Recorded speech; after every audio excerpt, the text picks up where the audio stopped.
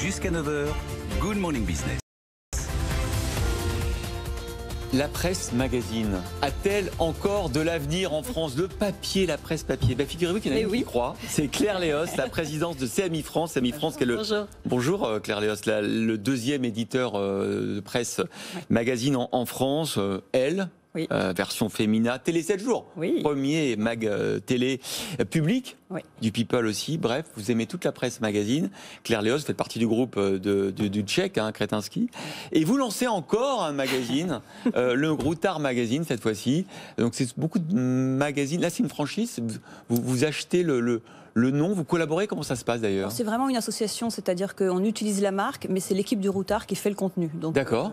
C'est une vraie association, c'est-à-dire on ne s'est pas contenté de prendre la marque Routard et de le faire avec des journalistes lambda. On a demandé à l'équipe de Routard, qui fait les millions de guides de Routard chaque année, de produire le contenu, ce qui était un vrai défi, parce qu'ils savent faire du guide, mais ils ne savaient pas forcément faire un magazine. Ça sera mensuel, ce magazine? Pour l'instant, trimestriel. Trimestriel. Et si ça marche bien, on accélérera.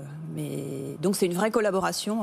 Et un bon timing en sortie comme ça, de confinement, après des mois sans avoir le droit de sortir et de voyager. Du numéro 1, Sandra, la France qu'on aime, voyez. Voilà, c'est ça. Qu'est-ce qu'il va y avoir dans ce magazine? Alors en fait, effectivement, on s'est demandé ce qu'on pouvait proposer aux lecteurs en sortie de confinement. On s'est dit finalement, nous, de quoi on a envie en sortie de confinement. Et évidemment, ce qui revenait tout le temps, c'était l'évasion, c'était ouvrir nos fenêtres, sortir de chez nous, aller à la rencontre des autres. Et donc on trouvait qu'un magazine de voyage, de tourisme, d'évasion, particulièrement dans cette période, c'était intéressant.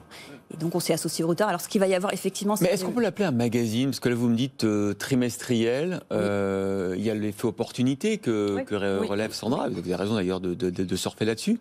Mais est-ce que du coup on installe vraiment un titre tous les 3 mois? Est-ce que ça suffit? Et est-ce que si ça fonctionne, vous pourriez accélérer la cadence et en faire un vrai mag, quoi? Exactement, c'est l'idée. Alors pour l'instant, on s'est calé sur le rythme des saisons, donc 4 numéros par an. D'accord. On se dit qu'on va regarder le potentiel, et évidemment, si ça fonctionne, nous, on est prêts pour accélérer.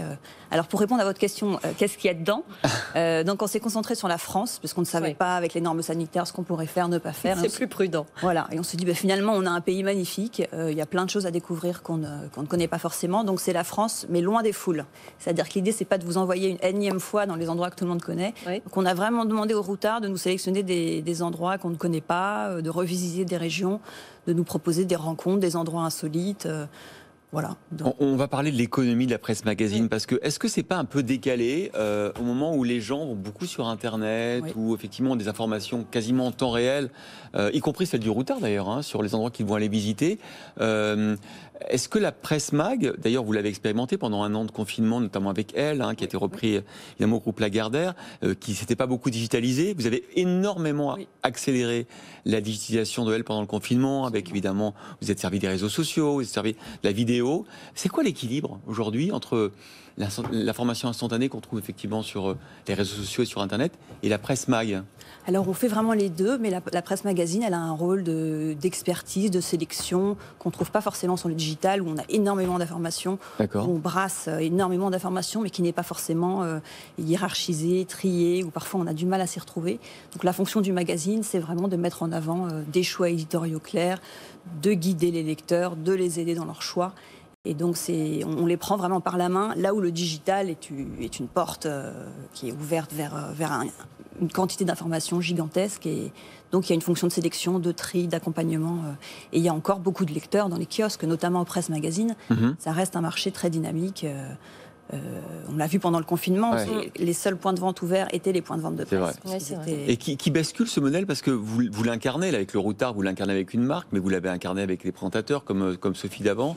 C'est aussi un changement, ça. C'est-à-dire que, est-ce que c'est je ne sais pas si c'est la pipolisation, mais en tout cas, avant, un magazine, c'était une marque, Elle, l'Express, Le Point. Là, vous pensez qu'on va vers des magazines incarnés très fortement? En fait, il y a cette idée qu'on n'a plus forcément le temps d'installer une marque sur la durée. Avant, on avait des budgets de lancement de millions d'euros, donc on martelait des publicités en télévision. Là, le fait de s'associer à une personnalité, ça nous permet de gagner beaucoup de temps, puisque le lecteur comprend immédiatement où il est, dans quel territoire, dans quel univers. C'est aussi un gage de confiance. Et puis, il y a ce côté aussi Instagramisation, si on peut. Et voilà, c'est l'idée que quand on aime une personnalité ou une marque, on a envie de connaître les coulisses, on a envie de la suivre dans tous ces centres d'intérêt. Et ça fonctionne?